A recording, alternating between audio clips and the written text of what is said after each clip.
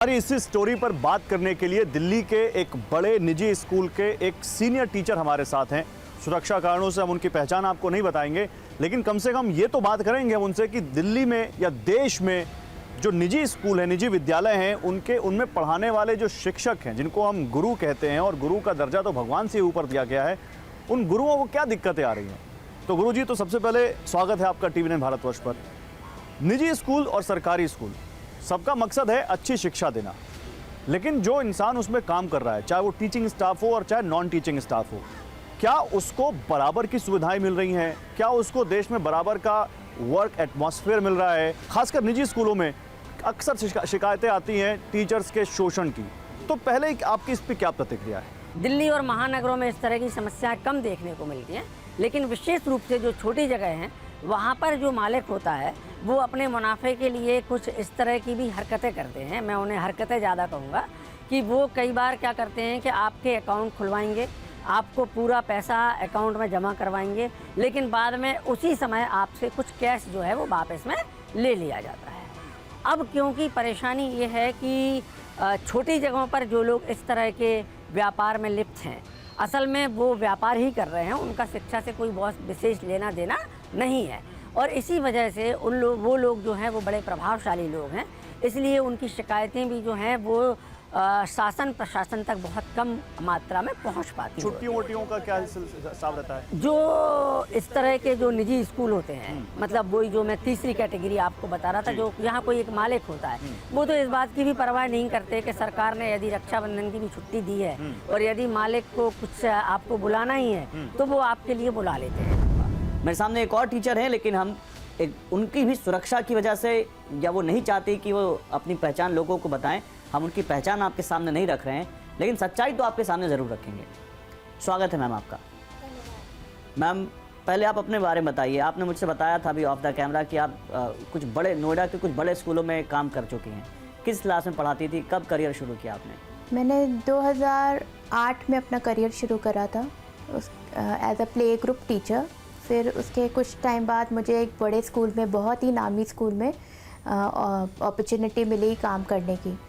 मैंने वहाँ पे काम करा, 2 साल काम किया, बट वहाँ का जो मैनेजमेंट था, वहाँ टीचर्स को इतना मैनिपुलेट करता था। टीचर्स को कॉन्ट्रैक्ट पे रखते थे, 2 साल 3 साल 4 साल कॉन्ट्रैक्ट पे रखते थे, और हर साल उनका कॉन्ट्रैक्ट रिन्यू करते थे, बट पूरे 12 महीने भी नहीं, 11 महीने का कॉन्ट्रैक्ट होता था। इवन जो आपको जून की सैलरी है वो भी नहीं मिलती थी, और उसके बाद वो आपको परमानेंट भी नहीं करते थे। बहुत मुश्किल से जाके, मतलब 4 साल 5 साल काम करने के बाद आपको वहाँ पे परमानेंट प्रोविज़न पे लाया जाता था। उसके बाद फिर मेरे को दूसरे स्कूल में अपॉर्चुनिटी मिला काम करने का, नोएडा में। हाँ जी, नोएडा में। वो भी बहुत ही बड़ा स्कूल है और उनकी बहुत सारी चेन्स हैं ऑल ओवर इंडिया। तो ऑल ओवर इंडिया चेन है उनकी? हाँ, all over India, even they have abroad also. हाँ, तो उनकी बहुत बड़ी चेन है स्कूल की। वहाँ पे भी यही था, आपको सैलरी इंक्रीमेंट नहीं होते थे। इंक्रीमेंट के नाम पे हर साल वैसे बच्चों से आप फीस इतनी हाइक करते हैं, 10% एटलीस्ट हाइक होती है फीस का हर साल, बट टीचर्स को जब आप इंक्रीमेंट देने के उसमें आते थे 3% 4%, मतलब आपका इतना तो पेट्रोल में भी आने जाने में लग जाता है हर महीने का, बट उतना हाइक भी नहीं वो करते थे सैलरी का। उसके अलावा दे मैनिपुलेटेड टीचर्स। मतलब अगर आप हमें बता सके कि कितनी सैलरी थी और कितना? जैसे मुझे इतने साल हो गए थे, मैंने अभी तक 50 भी नहीं टच करा। मुझे 17 साल हो गए इस ऑर्गेनाइजेशन में। पूरे अपने करियर में 17 इयर्स हो गए हैं, बट उसमें मेरे हाथ में 50,000 भी नहीं आता। किस ग्रेड के? Grade 1 PRT, as a PRT mother teacher. Okay. But आप स्कूल बड़ा है, मल्टीनेशनल स्कूल? मल्टीनेशनल स्कूल है, बहुत बड़ा स्कूल है। अभी आपने छोड़ दिया है क्या? यस, हाँ जी, मैंने छोड़ दिया। क्यों छोड़ दिया आपने?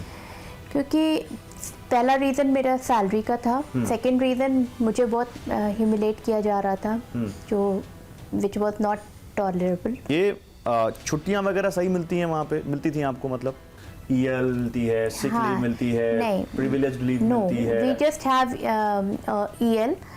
एक? हाँ, 1 EL, दैट ऑल्सो 0.8, मतलब साल में 10, वो भी आपको लेने के लिए पहले आपको 10 बार बोलना पड़ता था। इफ़ सम इमरजेंसी हो गया है घर में सडनली या कुछ हो गया है, उसके लिए भी आप छुट्टी नहीं ले सकते। मतलब मेरे घर में अगर कोई प्रॉब्लम है तो छुट्टी मेरे, फिर क्या सैलरी कटेगी, क्या होगा? सैलरी कटेगी, और सैलरी कटने के अलावा आपको ह्यूमिलेट किया जाएगा। आपको पहले मतलब बताना पड़ेगा कि मुझे ये है प्रॉब्लम, उसके अगर वो आप उनको लगेगा कि हाँ ये जेन्युइन प्रॉब्लम है, तब वो आपकी सैलरी फी छुट्टी अप्रूव करेंगे, ये तो नहीं करेंगे।